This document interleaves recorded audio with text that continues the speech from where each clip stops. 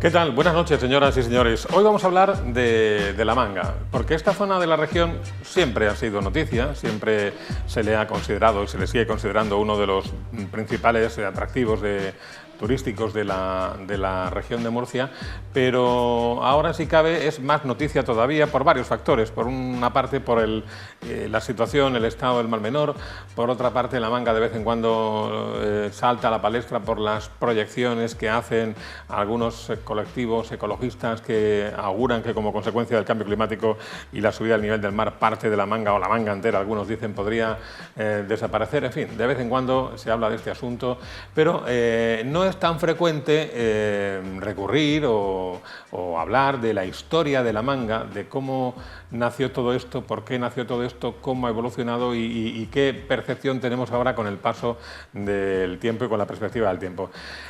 Alguien sí que lo ha hecho, y hoy tenemos con nosotros a un compañero, un amigo. Él es periodista, es profesor, es escritor también, es vecino de la zona, vecino de La Manga.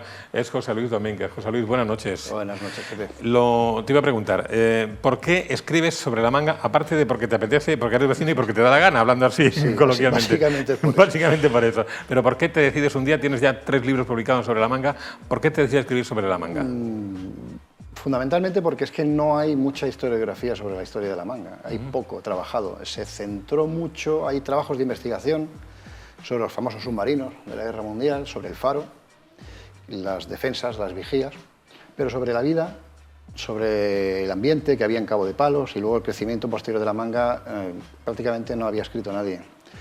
Por eso empecé yo a escribir un par de artículos, una revista que había antes que se llamaba Cartagena Histórica y Murcia Histórica, de Ángel Márquez, y a raíz de ahí pues empecé a tirar y se acabó convirtiendo en un libro histórico. Lo que has descubierto y aprendido sobre La Manga durante todos estos años, ¿te sorprende? Hombre, La Manga es una urbe curiosa en la medida en que es artificial. Está creada como consecuencia de una necesidad de un régimen que fue el franquismo, que se vio en los años 50 con la necesidad de equilibrar la balanza de pagos. No sabían cómo y entonces plantearon el turismo como una alternativa. Y se crearon bastantes núcleos turísticos en la zona, en toda España, sobre todo en el Mediterráneo, y una de las propuestas que surgió fue de Tomás Maestre, porque la familia Maestre tenía tierras sin interés agropecuario, que era La Manga. En aquel entonces se consideraba que eran tierras baldías, que no tenían interés, y entonces se incorporó al proyecto para tratar de equilibrar la balanza de pagos franquista. Y ahí surgió La Manga. Antes no, evidentemente ahí no había absolutamente nada. Claro, tú dices que La Manga es artificial tal y como la conocemos ahora, pero cuando aquello era un desierto, sí. Un desierto entre dos mares, ¿se llamaba La Manga también? Sí, sí, claro. La Manga como manga de terreno. Efectivamente, era una manga, no había nada, se arrendaba para el pastoreo a veces, algunas cosas, había unas cuantas cañizadas para los pescadores, había un puesto de carabineros, de vigilancia y nada más, no había absolutamente nada más. Desde luego debió de ser un lugar paradisíaco en los años 40 y 50. Las fotos por lo menos lo atestiguan. Sí, son espectaculares, sí. Lo que pasa que luego ya se puso en marcha el proyecto. El proyecto inicial de Antoni Bonet, un urbanista muy conocido porque fue discípulo de Le Corbusier, o sea que tiene mucho peso, él diseñó, creó un urbanismo muy sostenible en aquella época, y era crear clústeres autosuficientes cada 2 kilómetros, dejando espacios verdes en el centro, con una carretera simpática, que fuera agradable de ver, el Mar Menor, el Mar Mediterráneo, con una capacidad máxima de 60.000 habitantes. Inicialmente, cuando Maestre le propone a Bonet crear ahí algo, él diseñó, y de hecho los mapas, los planos iniciales manuscritos están en Barcelona, en el Colegio de Arquitectos, pues ves que no tiene nada que ver con lo que hay ahora. Diseñó algo de lo que hoy llamaríamos sostenible. Sí, él era algo visionario en ese sentido, efectivamente. Sabes que el concepto de medio ambiente no aparece hasta los años 70 en adelante. Antes no, antes siempre digo que antes la naturaleza, el objetivo del hombre era vencer a la naturaleza. De hecho, Maestre lo primero que hizo allí en La Manga fue contratar un entomólogo para que rociara con lindane toda La Manga, porque había unos mosquitos enormes. Había que vencer la naturaleza. Ese es el concepto que había en aquella época, que desgraciadamente todavía en algún sector todavía se cree que se debe trabajar así, pero hoy en día no podemos trabajar así porque podemos acabar como ha acabado el Mar Menor. Vale. La figura de Tomás Maestre, hoy por hoy, con el paso del tiempo, unos la demonizan, otros dicen que no es para tanto, que durante estos años la manga ha generado una riqueza impresionante, un montón de empleo, ha dinamizado la economía. Tú que lo conoces un poco más a fondo, no a Tomás Maestre, sino el resultado de su trabajo, Sí, bueno, ¿cómo lo situarías? Maestre, evidentemente sí creó riqueza y sí fue un punto de coincidencia de inversiones y de trabajo, evidentemente. Creó riqueza. Lo que pasa que el proyecto de Maestre se estropeó, empezó a desvirtuarse en el tercer plan de desarrollo franquista, que fue ya cuando Franco muere, y entonces ya no tiene acceso a unos créditos a bajo interés para poner en marcha sus proyectos. Es cierto lo que siempre se ha dicho, lo que pasa es que yo he logrado documentarlo, que tuvo que hacer frente a algunas deudas a acreedores mediante el pago de solares, y eso permitió que entrara una nueva hornada de empresarios, más pensando ya en la rentabilidad de su negocio que en el proyecto urbanístico inicial de Bonet. Y ahí sí se desvirtuó la cosa. También es cierto que eso generó riqueza. Hasta los años 90 la manga sí tenía una capacidad de atracción de riqueza bastante grande, pero iba en detrimento de lo que ha pasado ahora.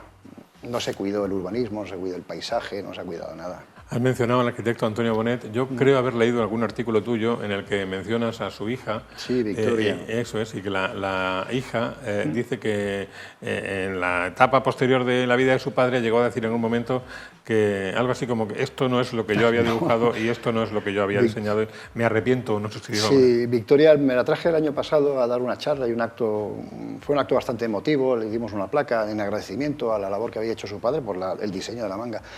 Y tuve ocasión de estar con ella algunos días y efectivamente me decía eso. Vamos a ver, Bonet era un artista del urbanismo. Su concepto inicial de lo que quería diseñar ahí, a lo que se convirtió. Las últimas conversaciones de Maestre con Bonet no se llegaron a darse nunca. Era Victoria la que bajaba a hablar con Maestre, porque claro, ya se había completamente desvirtuado el concepto original de lo que él tenía de urbanismo. Ahí sí es cierto y lo cuenta muchas veces Victoria. Bonet se fue muy defraudado de lo que se había convertido su proyecto ideal para la manga. El último de los libros que has escrito, José Luis, se titula Pasado, Presente y Futuro de la Manga. Se va a volver a presentar el próximo jueves, si no me equivoco. Viernes 13. O viernes 13, perdón, bueno, la semana que viene, en Espacio Mediterráneo, en Cartagena. Sí, en la Casa del Libro, del Espacio Mediterráneo. Eso es, lo digo para quienes estén en la zona y quieran asistir a la presentación de nuevo de este libro. Se titula Pasado, Presente y Futuro de la Manga. El pasado, hombre, de forma muy somera, lo acabamos de comentar. El presente, has dicho antes que es deprimente. Está mal, hablas con empresarios de la zona y la verdad es que es mal. Habrás observado, todo el mundo que ha vivido por allí o que se ha pasado por allí, que la estacionalidad se ha ido reduciendo a unos pasos agigantados. De los años 90, donde había un inicio, el ambiente se creaba en febrero o marzo aguantaba hasta octubre, noviembre. Ahora mismo estamos hablando de una estacionalidad de un par de meses. Entonces los negocios difícilmente se pueden soportar con unos ingresos solo de 2 meses.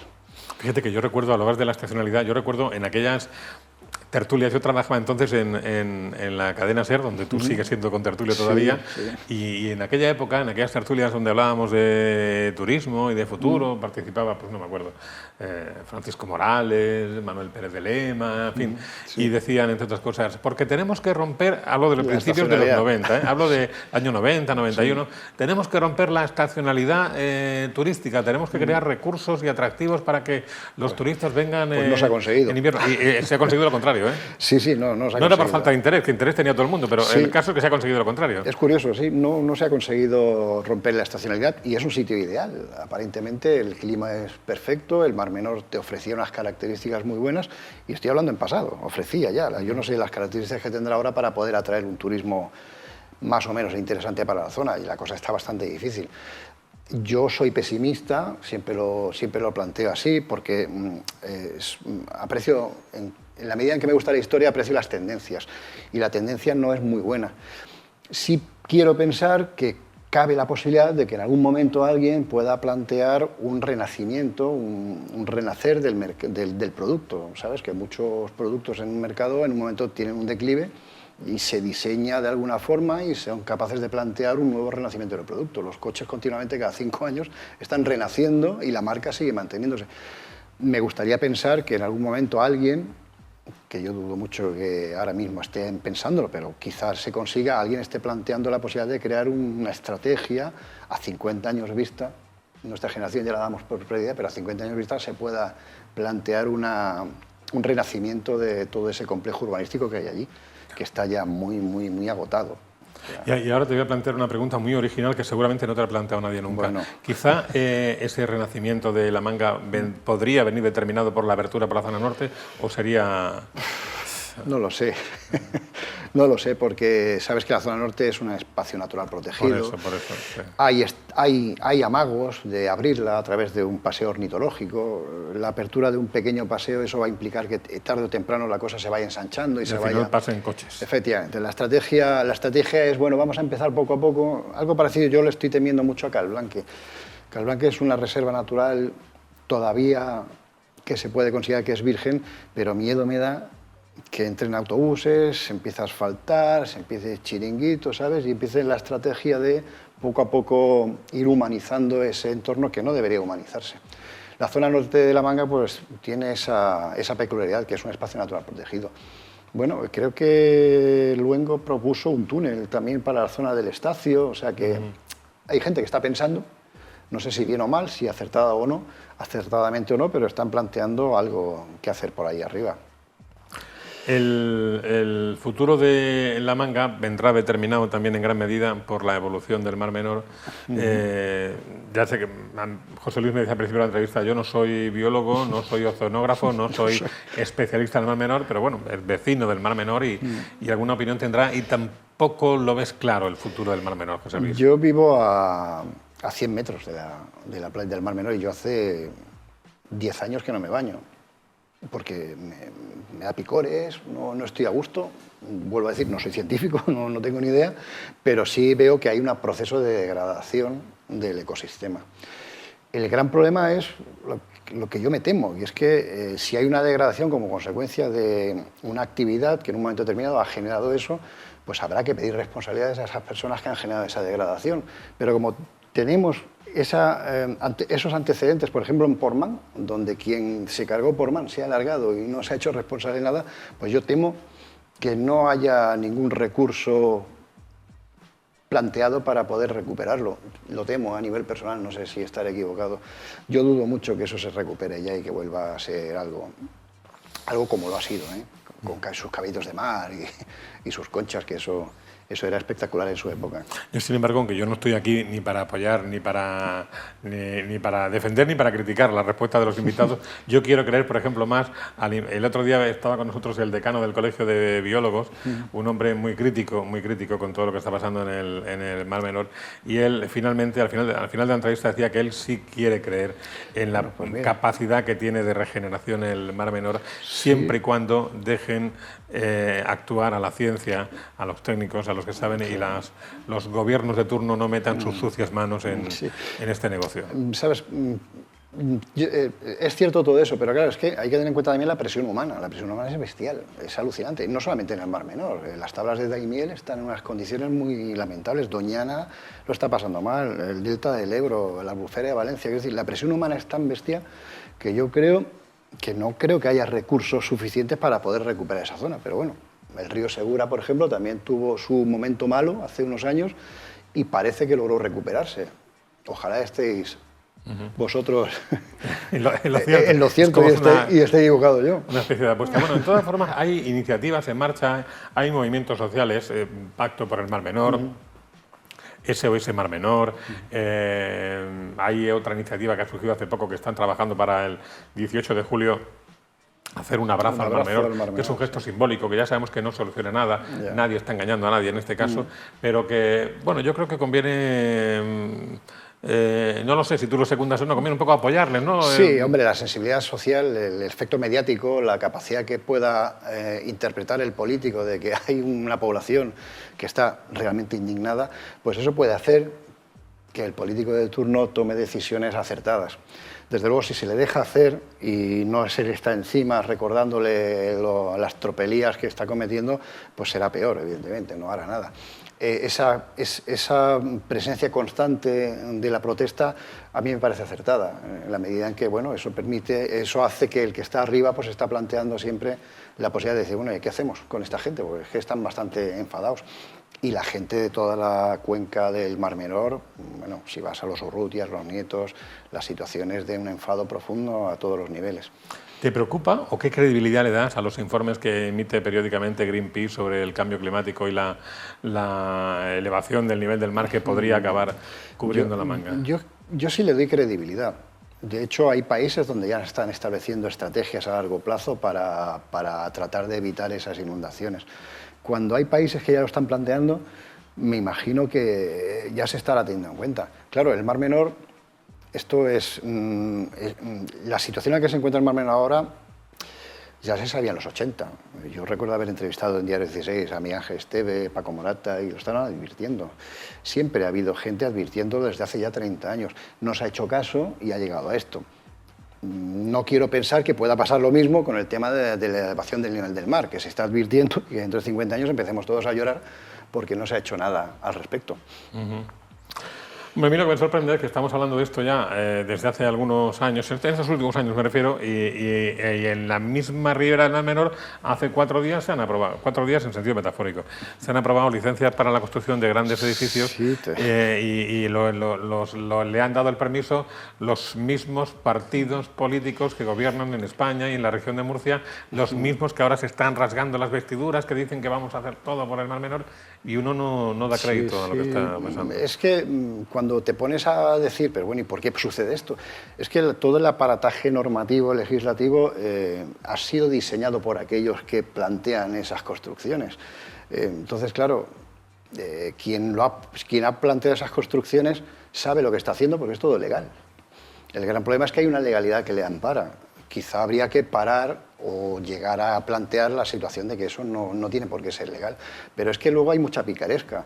Recuerda que el Ayuntamiento de Cartagena, para que se aprobara tanto el de los Urrutias como el de Playa Paraíso, se aprobó previamente una ley, la ley ICIO, que reduciera un 50% el pago de los impuestos de estos constructores al Ayuntamiento. O sea, que es que la estrategia y la picaresca del constructor también es hábil. Bien, vale, yo te construyo eso, pero es que además quiero que me apruebes esta ley para yo pagarte la mitad de impuestos. Y eso se ha hecho. Y la ley ICIO está en vigor y esta gente ha pagado la mitad de impuestos. Bueno, me imagino que el Ayuntamiento de Cartagena en este caso pues habrá logrado equilibrar sus presupuestos a través de estas 2 construcciones. A mí me sorprende que se hagan, porque yo no sé quién va a comprar esas casas, pero bueno, el libre mercado existe. Hay un hecho diferencial que yo creo que está ocurriendo ahora y que antes no ha ocurrido, o sí ha ocurrido, yo no lo recuerdo, y es que por primera vez en la historia la Fiscalía, la Justicia, ha tomado cartas en el asunto y está investigando en torno al Mar Menor. Otra cosa es que ya cada uno en su ejercicio individual crea o no crea o confíe o no confíe en la acción de la justicia. ¿Sabes cuál es el miedo? Que el tiempo corra en contra de una sentencia firme. O que pase lo de siempre, es que ya ha caducado. Ya ha prescrito el delito. Ya ha prescrito el delito y nos hemos quedado sin indemnización y sin regeneración y sin nada. Porque todo esto es que son muy buenos. José Luis, el libro Pasado, Presente y Futuro del Mar Menor, ¿es un libro dirigido al público en general? ¿Es un libro asequible para el gran público, quiero decir? Quiero pensar que sí. Es un libro basado, toda la información está basada en documentación real, que la tengo en casa, y de hecho estoy digitalizándola y quiero entregarla al Archivo Regional de Murcia porque considero que es una información que puede servir a otros futuros investigadores y no tengo por qué tener la propiedad. Son documentos que me han cedido vecinos, antiguos trabajadores, y entonces el libro es una recopilación de toda la información que he ido consiguiendo. A veces la gente habla, pero yo necesito documentar eso que habla. Por ejemplo, hay gente que dice que entre Tomás Maestre y Francisco Celdrán, el propietario del suelo de abajo, hubo muchos enfrentamientos. Pero yo he logrado documentar que efectivamente hubo 3 querellas. Y tengo las sentencias y por tanto la he podido escribir. También se dice que los maestres se pelearon entre ellos en un enfrentamiento jurídico muy serio por la expropiación de la manga. Es cierto y tengo la documentación y también está en ese libro. todo lo que está en el libro es documentación. Y hablas de Celdrán, de los Celdrán de la industria minera de la Sierra Minera. Sí, tenía pues desde la Cal Negre, desde Plaza Bohemia hasta abajo, todo era suyo. Compró las tierras Maestre, José Luis Rubio en este caso, su primo, José Luis Rubio Maestre, que compró las tierras para poner en marcha el proyecto, pero hubo 3 enfrentamientos bastante fuertes, legales, jurídicos, entre los dos. Se me ha ido la pregunta que te iba a hacer. Bueno, pero el libro, como decimos, se va a volver a presentar el día 13 de la semana que viene. Viernes 13, buen día. Efectivamente. Bueno, no somos supersticiosos. No.